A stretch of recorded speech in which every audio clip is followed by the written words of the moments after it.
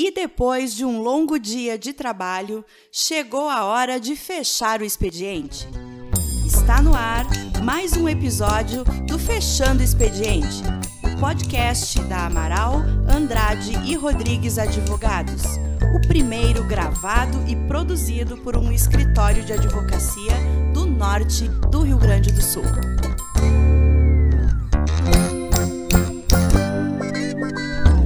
Boa tarde, pessoal. Boa noite para quem, assim como nós, está fechando o expediente. Hoje a gente vai seguir o nosso intensivo sobre assuntos relacionados à campanha eleitoral e a período eleitoral. E hoje a gente vai tratar sobre um assunto muito polêmico, né, que dividem bastante as opiniões nesse Brasil afora. Vamos falar sobre financiamento público de campanha eleitoral. E comigo estão os meus sócios William e o Dr. Bruno também. Olá, boa noite, pessoal. Olá, pessoal, tudo bem? Como estão? Confesso que eu sugeri esse tema porque eu tenho ouvido muitas críticas ao financiamento público de campanha, à utilização de dinheiro público para se fazer campanha, né?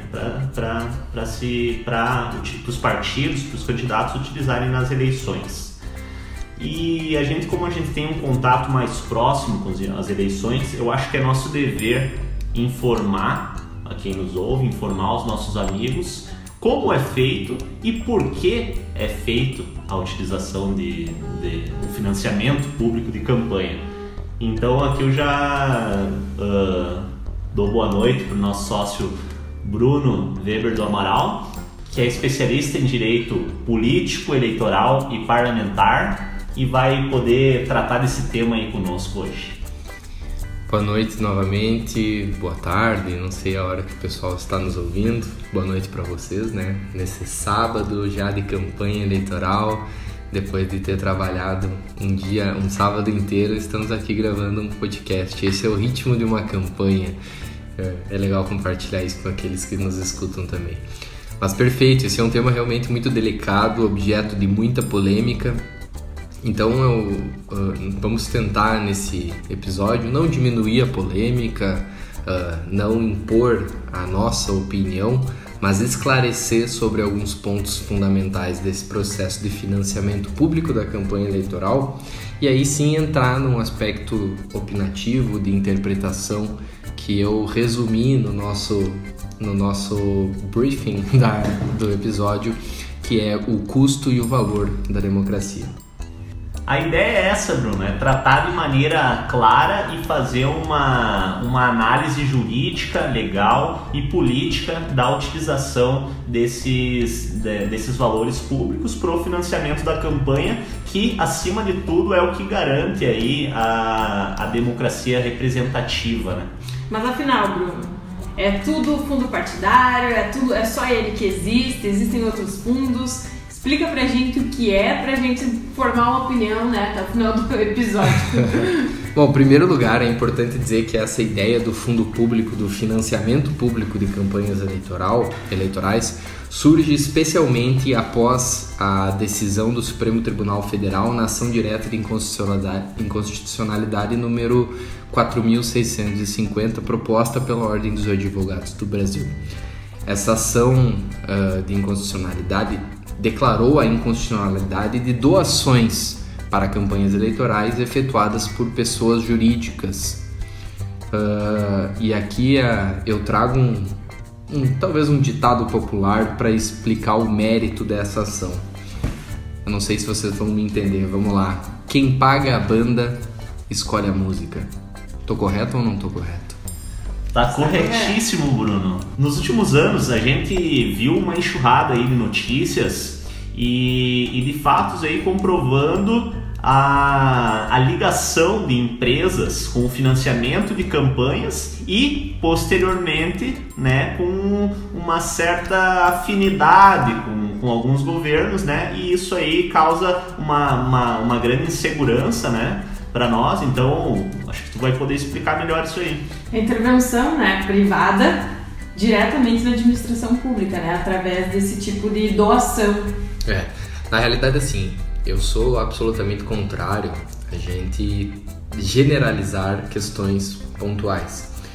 Mas ninguém nessa mesa e nem que nos ouve é ingênuo o suficiente para pensar que um grande doador de uma campanha não tenha um interesse naquela campanha. Pode ser político? Eu pergunto. Pode? Pode ser por verdadeira convicção nas ideias daquele candidato? Pode. Mas há casos, e houve muitos casos, que não foi. E é justamente esse o mérito da ação. Seja ela uma decisão boa, seja ela uma decisão ruim, o Supremo Tribunal Federal entendeu pela inconstitucionalidade das pessoas jurídicas doarem para campanhas eleitorais. E até essa decisão, quem financiava em larga escala as campanhas eleitorais? Pessoas jurídicas. Então, a partir dessa decisão, surgiu uma lacuna, surgiu um vácuo. Como fazer a campanha eleitoral? De onde vão vir os recursos para as campanhas eleitorais? E mais do que isso, de onde eles vão vir, sem que eles não poderão mais vir das pessoas jurídicas. Então surgiu essa ideia do fundo público, do financiamento público, para suprir essa lacuna. Aqui eu já deixo um questionamento àqueles que, antes de nos ouvir, criticam o financiamento público. Será que, dando essa ideia inicial, essa nossa introdução, será que seria melhor continuar, as empresas privadas continuarem financiando campanhas? Ou será que seria melhor acabar com as campanhas? Como a gente poderia resolver essa questão, né, sem ser com o fundo público? E aqui é interessante dizer que as pessoas jurídicas que doam para a campanha pode ser, e muitas vezes eram, um mercadinho do bairro, algum lugar assim, mas na maioria das vezes, e com impactos mais profundos no processo político, no processo eleitoral, eram grandes empreiteiras, empresas que têm arrecadações bilionárias. E aí a gente não está falando do apoio político demonstrado numa modesta doação. Nós estamos falando de doações que, em exemplos concretos, aconteceram para mais de uma candidatura para garantir o trânsito caso qualquer um deles fosse eleito, caso qualquer um dos candidatos fossem eleitos. Então existia verdadeiramente um problema a ser resolvido no que tange às doações de pessoas jurídicas. Agora, a forma com que pode ou não ser corrigida é essa pergunta que tu acaba de fazer. Mas, bueno, vamos, em primeiro lugar, diferenciar os fundos públicos que podem ser usados em campanha eleitoral. O primeiro deles é o Fundo Especial de Assistência Financeira aos Partidos Políticos. Em geral, ele é conhecido como fundo partidário. Ele é constituído por dotações orçamentárias da União, por multas, penalidades e também por doações e outros recursos financeiros que vão sendo a ele atribuídos por lei. Esse dinheiro, esse fundo, ele visa especialmente sustentar a vida dos partidos políticos. E aqui eu já faço, então, em primeiro lugar, um recorte opinativo em função da minha área de estudo. O partido político, ele se constituiu na era moderna e contemporaneamente como o legítimo representante de pautas comuns.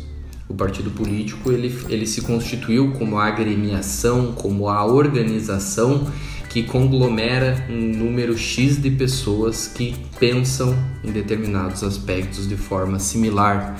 E assim, o partido se constitui como um ator político democrático da mais alta importância. Hoje, o Brasil e o mundo, de certa forma, vive uma crise política de grande escala. Eu não condeno aqueles que passaram a desacreditar na política. Eu não condeno aqueles que passaram a desacreditar em políticos e em partidos políticos. Mas eu preciso alertá-los de que fora desse sistema onde as pessoas têm um lugar para se organizar, para achar iguais, para achar pessoas que pensam o mundo de forma similar à sua, existe pouca coisa além da barbárie. Quando nós não tivermos, se a gente suprimir os espaços públicos de discussão, a discussão, o debate de ideias, os representantes dessas ideias vão ser substituídos inevitavelmente pela força, pelo arbítrio e também pela influência econômica. E aqui é importante eu já destacar outra questão. Cada país no mundo pode organizar o seu sistema político, o seu sistema eleitoral de forma diversa. Cada doutrina e pensamento ideológico percebe o partido político de uma forma diversa. Mas a questão é que, pensando democracia num sentido extremamente amplo, não só no democracia do ponto de vista liberal, que hoje é que vigora em mais a larga escala, o partido tem essa função de conglomerar pessoas com interesses comuns e de tentar dar vazão, tentar organizar os pensamentos, tentar criar unidade de ação. E eu repito, sem partidos políticos, talvez não vamos tratar como partido, mas sem um lugar, sem um espaço, sem uma agremiação que possa cumprir essas funções, o ser humano, a pessoa individualizada vai sofrer o peso do arbítrio. Isso eu tenho, diante do meu estudo, a mais absoluta certeza, independente de como se conformem os partidos. Então, somente para concluir, a capacidade de se manter enquanto partido é essencial para a capacidade de manter uma democracia. Essas agremiações precisam sim, em um sistema capitalista do modelo de produção, uma forma de ter dinheiro. E daí, sendo proibida a doação de pessoas jurídicas, o governo brasileiro, a nação brasileira encontrou o Fundo Especial de Assistência Financeira aos Partidos como uma das formas de manter economicamente essas agremiações de pensadores e atores políticos. E qual que seria a diferença então, Bruno, do fundo, esse fundo que tu falaste de auxílio aos partidos, para o Fundo Especial de Financiamento de Campanha, que é o que a gente tem ouvido aí nos últimos dias em decorrência da campanha eleitoral? O Fundo Especial de Financiamento de Campanha, ele é o conhecido fundo eleitoral. A primeira diferença que a gente já pode perceber aqui é a nomenclatura usual, fundo partidário e fundo eleitoral, já nos indica uma diferença muito profunda. Fundo partidário, ele destina-se, digamos, principalmente a financiar os gastos partidários. Eu destaco que ele pode ser utilizado em gastos eleitorais, mas a função desse fundo principal são os gastos partidários, que são, como eu falei, os gastos para funcionamento cotidiano de um partido político. Ele financia gastos eleitorais, sim, mas não é a função principal. Agora, o Fundo Especial de Financiamento de Campanha está no seu próprio nome, o objetivo desse fundo: financiar campanhas eleitorais. O fundo eleitoral tem o objetivo de financiar os gastos eleitorais. A título de ilustração, portanto, para o ano de 2020, o fundo eleitoral tem pouco mais de 2 bilhões de reais. Assustador, né? É grana. Você imagina 2 bilhões de reais. Queria eu estar com isso na minha conta hoje, né? Mas... eu acho que todo brasileiro já que uma das críticas é que o fundo eleitoral possa pagar advogado, queria eu estar com 2 bilhões na minha conta. Cruz. Mas aí eu chamo a atenção para o número de candidatos e candidatas que nós temos registrados até esse exato momento, que eu acabei de verificar no DivulgaCand, é pouco mais de 551 mil candidatos. O Brasil não é um paizinho europeu minúsculo. O Brasil é um país de proporções continentais e, portanto, até o presente momento nós temos pouco mais de 551 mil candidaturas. Se a gente for fazer um cálculo rápido, arredondando aqui de 2 bilhões para 500 mil candidatos e candidatas, nós temos 4 mil reais para cada um. E daí eu pergunto, é possível que o prefeito de São Paulo faça uma campanha eleitoral com 4 mil reais? Ele não consegue rodar uma semana em São Paulo, só considerando o gasto com gasolina. Então, a campanha eleitoral realmente é um negócio muito caro. Mas aí a gente vai entrar num debate logo a seguir do custo. A gente tem aqui pelo menos 2 bilhões, né, da campanha e do valor da democracia. Mas, deixa eu te fazer uma pergunta. Como que esse valor é dividido entre os partidos, os candidatos? É o mesmo valor para todo mundo? É valor diferente? Como é que isso funciona? Perfeito. Só antes de entrar nesse mérito, eu quis trazer esses números para o pessoal perceber que, olhando o valor global numa manchete de jornal, realmente é muito e muito dinheiro. Agora, se a gente for descendo os níveis e chegar no vereador de uma cidade como a que o nosso escritório é sediado, Passo Fundo, e pensar que ele tem que fazer a campanha com R$4.000, pode parecer razoável. R$4.000, né? Pode parecer. Claro que essa pessoa que vai achar esses gastos razoáveis não conhece o valor de um adesivo, de uma bandeira.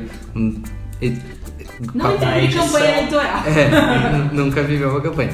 Mas eu só estou querendo dizer que pode parecer razoável. Agora, se a gente for a Porto Alegre, já R$4.000 já não faz um bairro lá.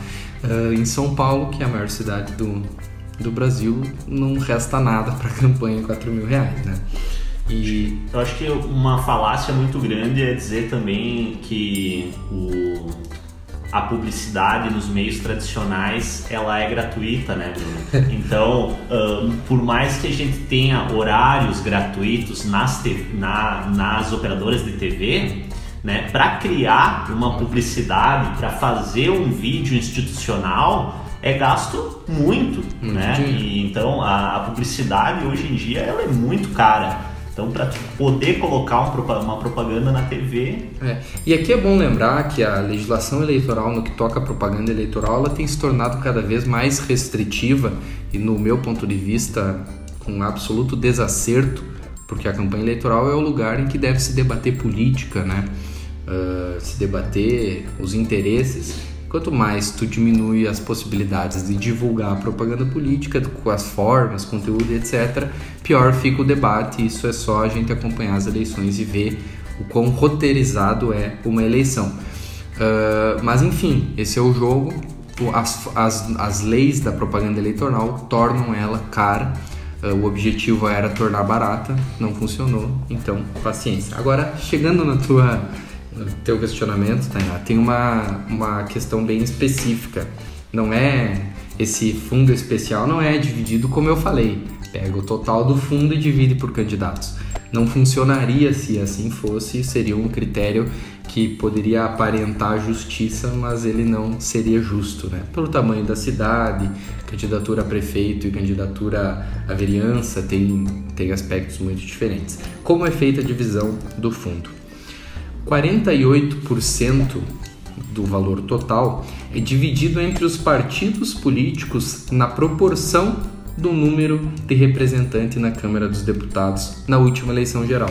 Então, eleitos na última eleição geral vai ser dividido na proporção de deputados que cada um daqueles partidos tem. Outros 35% dos recursos que compõem esse fundo são divididos entre os partidos na proporção do percentual de votos válidos obtidos pela legenda, pela sigla, pelo partido também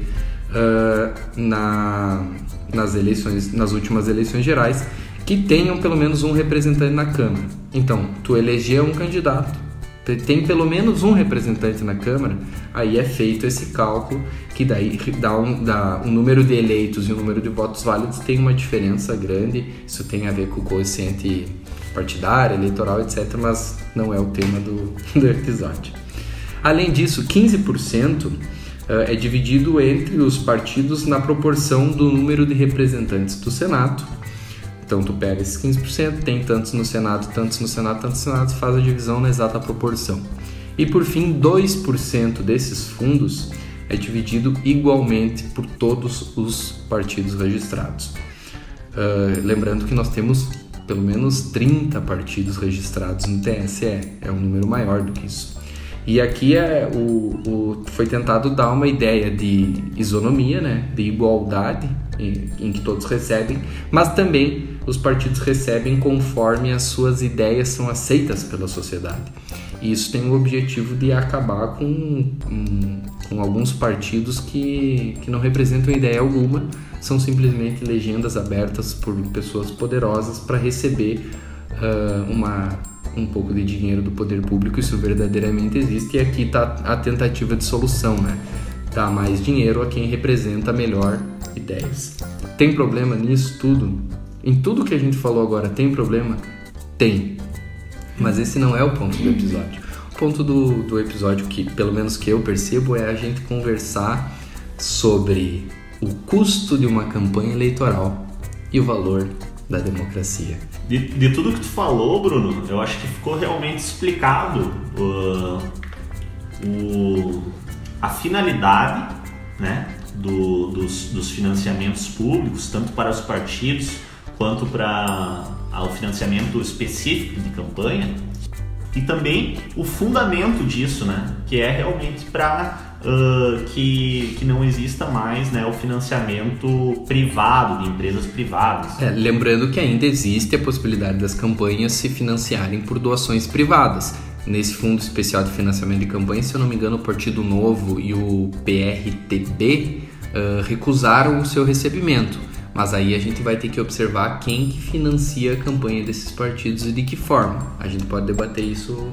Até porque a campanha, como a gente explicou, as campanhas têm custos. Isso é inegável. E tem custos altos, né? O custo, como tu disse, o custo de uma campanha é alto. Exato. Né? E na realidade, se a gente pegar esse exemplo desses partidos que recusaram o recebimento do fundo, isso parece uma ideia eleitoral, de marketing muito boa, né? Eu não estou usando o seu dinheiro para fazer campanha. Mas daí eu pergunto aos representantes dos partidos e também aos partidários da ideia de extinção dos fundos públicos, quem vai financiar a campanha eleitoral? Porque a campanha não vai parar, né? Porque a campanha não vai parar, não vai deixar de existir enquanto vivemos nesse sistema e também não vai deixar de ter custos, altos custos. E aí, quem paga a campanha são os poderosos, aqueles que possuem vultuosas quantias de dinheiro para financiar uma campanha eleitoral e, por consequência, seus próprios interesses. Então, o fundo público ele tem um caráter de financiamento das campanhas eleitorais, tem um caráter de democracia muito alto. Ele permite a partidos compostos por indivíduos que não são tão bem remunerados em sua vida privada fazer política, fazer campanha, tentar competir em pé de igualdade com aqueles que têm muito e muito dinheiro para investir. Porque lembrando aqui que a regra do investimento pessoal do candidato é 10% do teto de gastos. Perfeito! Tem determinados indivíduos que vão poder doar o teto para sua própria campanha. Tem outros determinados indivíduos que não poderiam doar nada à sua campanha eleitoral. E aí tem uma atuação democrática desse fundo público que é muito profunda, como eu repeti. Permitir de um lado que partidos pequenos participem da campanha eleitoral e de outro permitir que a ideia dos desfavorecidos economicamente também tenha espaço nesse processo democrático e eleitoral. Eu acho que um último ponto que a gente tem que tratar, Bruno, a gente fez uma defesa aí jurídica, legal e política dos fundos públicos, mas eu acho que um último ponto que pode ficar ainda na cabeça de quem está nos assistindo é sobre a utilização dele, né? Então é importante que fique claro que existem muitas restrições e a legislação eleitoral ela dita como deve ser a utilização. E existe, ao final do processo eleitoral, um processo de prestação de contas muito minucioso, né? Principalmente quando se trata de fundo público. Existe um processo, existe uma forma de prestar contas dos fundos privados, das doações, e existe uma forma de prestar contas aos fundos públicos. E ela é muito restrita. Ela é tão restrita, William, que ela não permite que o dinheiro oriundo do Fundo Especial de Financiamento de Campanha entre na mesma conta das doações privadas. Para que seja permitido ao poder público conseguir descobrir os caminhos do dinheiro público. Então o fundo público só transita por contas de fundo público. Os pagamentos de eventuais gastos têm forma estabelecida em lei, tem forma de comprovação desse gasto. Existe um processo, como tu disse, minucioso de apuração quanto mais público o dinheiro é, mais rigorosa é, e eu garanto isso, mais rigorosa é a apuração. E tem sido, nas últimas eleições, um número extraordinário de candidaturas teve suas contas desaprovadas, porque não soube usar os recursos públicos. E aí tem que devolver o dinheiro, pagar multa. Não é aqueles que dizem que isso é uma festa com o dinheiro público, não. A gente pode dar certeza que não é, né? Porque temos casos, né, de contas desaprovadas por correta decisão dos tribunais, e aqui o TSE e o TRE, especialmente o TRE-RS, que a gente fala, né, aqui do Rio Grande do Sul, tem aplicado muito bem e tem punido candidatos que utilizam de maneira errada o fundo público, tá? E também, né, fica um recorte de que qualquer valor que eventualmente não tenha sido utilizado, né, do fundo eleitoral, ele deve ser devolvido ao Tesouro Nacional, né? Nunca em nenhuma hipótese ele entra na conta privada do candidato, né, ou é utilizado para outros fins a não ser o financiamento da campanha. Exatamente, mas é um tema polêmico, é um tema que abre margem para grandes discussões. Mas eu quero deixar para... Cabe parte 2. Cabe parte 2, com absoluta certeza. Cabe parte 2 com os comentários que vocês nos encaminharem eventualmente nas nossas redes sociais. Facebook e LinkedIn é Amaral Andrade Rodrigues Advogados. Instagram é ar.advogados. E eu quero, se vocês tiverem o interesse de debater isso conosco, que respondam essa provocação. Qual é o custo da campanha eleitoral e qual é o valor da democracia? Esse é um dos pontos principais para a gente debater o financiamento público de campanha. Boa noite, pessoal. Até a próxima. Tchau, tchau.